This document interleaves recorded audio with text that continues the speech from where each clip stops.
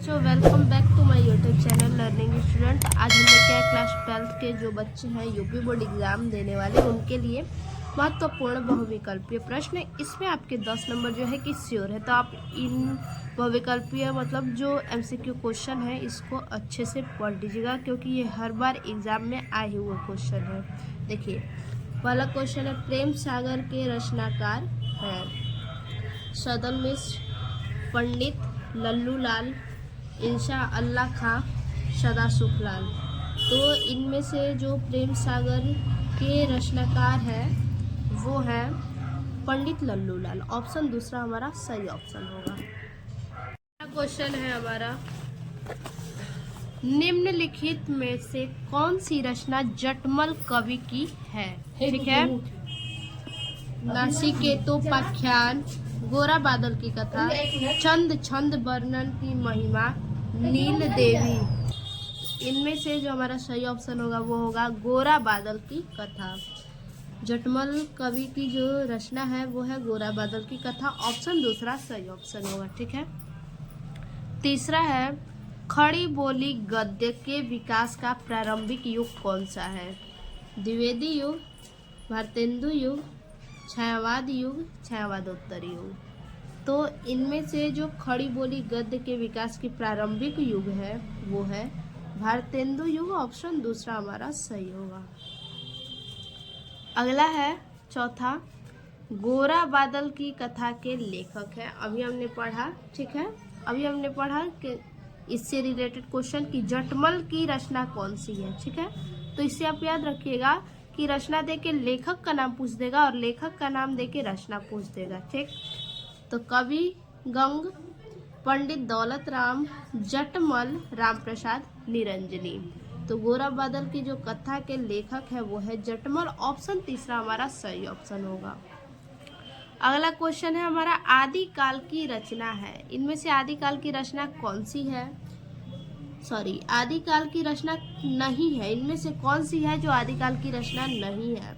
उक्ति व्यक्ति प्रकरण, जयचंद्र प्रकाश, राउल वेल, मृगावती। तो इनमें से जो आदिकाल की रचना नहीं है वो है मृगावती। ऑप्शन चौथा हमारा सही ऑप्शन होगा। अगला क्वेश्चन है हमारा, फोर्ट विलियम कॉलेज कहाँ स्थित है? आगरा, मद्रास, कलकत्ता, पूना। तो फोर्ट विलियम कॉलेज जो है वो कलकत्ता में स्थित है। ऑप्शन तीसरा हमारा सही ऑप्शन होगा। अगला है, श्रृंगार रस मंडन के रचयिता है। श्रृंगार रस मंडन के रचयिता कौन है? इनमें से भारतेंदु हरिश्चंद्र, महादेवी वर्मा, रामचरण गोस्वामी, गोसाई विठलनाथ। तो इनमें से जो श्रृंगार रस मंडन के रचयिता है वो है गोसाई विठलनाथ। ऑप्शन चौथा सही ऑप्शन होगा। ठीक है, उसके बाद तीसरा क्वेश्चन है हमारा, सॉरी तीसरा नहीं, निम्नलिखित में से किस रचना के लेखक गोसाई गोकुलनाथ हैं? ठीक है, इनमें से ये गलत है, ठीक है,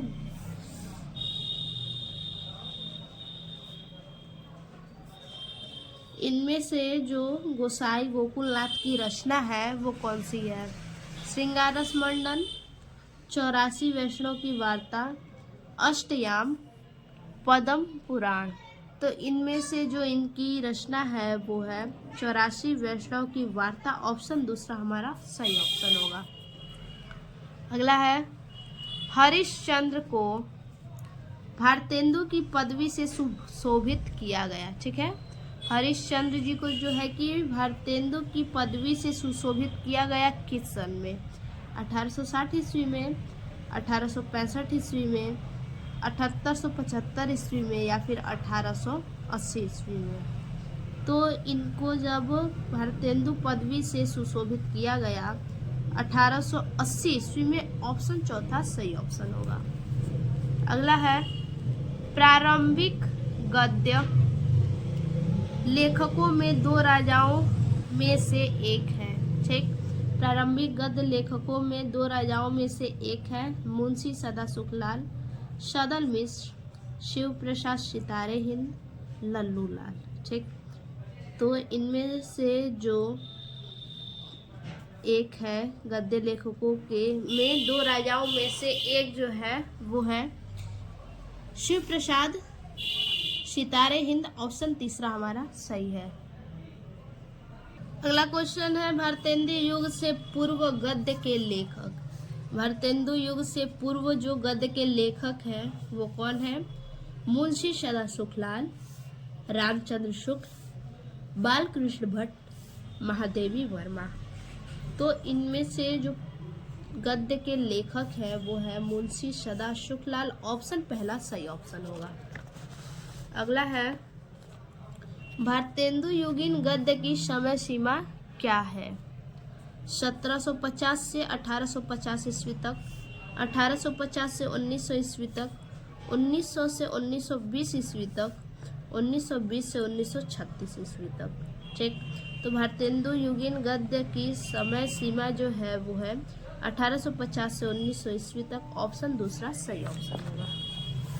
अगला है हिंदी गद्य साहित्य के जनक माने जाते हैं। हिंदी साहित्य जगत जनक माने जाते हैं। ठीक है, हिंदी गद्य साहित्य के जो जनक माने जाते हैं वो कौन है? आचार्य रामचंद्र शुक्ल, पंडित लल्लू लाल, इंशा अल्लाह खां, भारतेंदु हरिश्चंद्र। तो इनमें से जो जनक माने जाते हैं वो है भारतेंदु हरिश्चंद्र। ऑप्शन चौथा सही ऑप्शन होगा। अगला है कौन सा युग हिंदी गद्य के उत्कर्ष का सूर्योदय काल था? ठीक है, कौन सा युग हिंदी गद्य के उत्कर्ष का सूर्योदय काल था? भारतेंदु युग, छायावाद युग, द्विवेदी युग, छायावादोत्तर युग। तो इनमें से जो सही ऑप्शन होगा वो होगा भारतेंदु युग। ऑप्शन पहला सही है। अब देखिए अगला क्वेश्चन है हमारा भारतेंदु युग के उल्लेखनीय पत्रकार हैं। इनमें से जो हमारा सही ऑप्शन होगा वो होगा भारतेंदु युग के उल्लेखनीय पत्रकार जो है वो है बालकृष्ण भट्ट। ऑप्शन दूसरा सही ऑप्शन होगा। ठीक है, अगला क्वेश्चन है भारतेंदु युग के लेखक हैं। इनमें से भारतेंदु युग के लेखक कौन है? प्रताप नारायण मिश्र, राहुल सांकृत्यायन, वासुदेव शरण अग्रवाल, जैनेन्द्र कुमार। तो इनमें से जो भारतेंदु युग के लेखक हैं वो है प्रताप नारायण मिश्र। ऑप्शन पहला सही ऑप्शन होगा। अगला क्वेश्चन है हिंदी साहित्य के आधुनिक काल को गद्य काल की संज्ञा किसने दी? ठीक है, हिंदी साहित्य के आधुनिक काल को गद्य काल की संज्ञा किसने दी? भारतेंदु हरिश्चंद्र, महावीर प्रसाद द्विवेदी, आचार्य रामचंद्र शुक्ल, बाबू श्याम सुंदर दास। तो इनमें से जो गद्य काल की संज्ञा जिन्होंने दिया है वो है आचार्य रामचंद्र शुक्ल। ऑप्शन तीसरा सही ऑप्शन है। अगला क्वेश्चन है नागरिक प्रचारणी सभा की स्थापना हुई। नागरिक प्रचारणी सभा की स्थापना किस युग में हुई? द्विवेदी युग, प्रगतिवादी युग, भारतेंदु युग, गयावादी युग में। ठीक है, तो नागरिक प्रचारणी सभा की जो स्थापना हुई वो ही द्विवेदी युग में। ऑप्शन पहला सही ऑप्शन है। ठीक है, अगला क्वेश्चन है हमारा द्विवेदी युग का नामकरण हुआ है। द्विवेदी युग का नामकरण कब हुआ? महावीर किसने किया है? ठीक है, किसके नाम पे हुआ है? महावीर द्विवेदी के नाम पर, हजारी प्रसाद द्विवेदी के नाम पर, जयशंकर प्रसाद के नाम पर, रामकुमार वर्मा के नाम पर। तो द्विवेदी युग का जो नामकरण हुआ वो महावीर प्रसाद द्विवेदी के नाम पे। ऑप्शन पहला सही ऑप्शन होगा। अगला क्वेश्चन है सरदार पूर्ण सिंह का लेखन युग है। भारतेंदु युग, द्विवेदी युग, छायावाद युग, छायावादोत्तर युग। तो सरदार पूर्ण सिंह का लेखन युग जो है वो है द्विवेदी युग। ऑप्शन दूसरा सही ऑप्शन होगा। अगला और लास्ट क्वेश्चन है हमारा निम्न में से कौन प्रसिद्ध आलोचक है? इनमें से कौन प्रसिद्ध आलोचक है? आचार्य रामचंद्र शुक्ल, महादेवी वर्मा, मुंशी प्रेमचंद्र, जयशंकर प्रसाद। तो इनमें से जो प्रसिद्ध आलोचक है वो है आचार्य रामचंद्र शुक्ल। ऑप्शन पहला सही ऑप्शन होगा। ठीक है, तो आज के लिए बस इतना ही। फिर से मिलते हैं ऐसे एक और नए वीडियो में, तब तक के लिए धन्यवाद।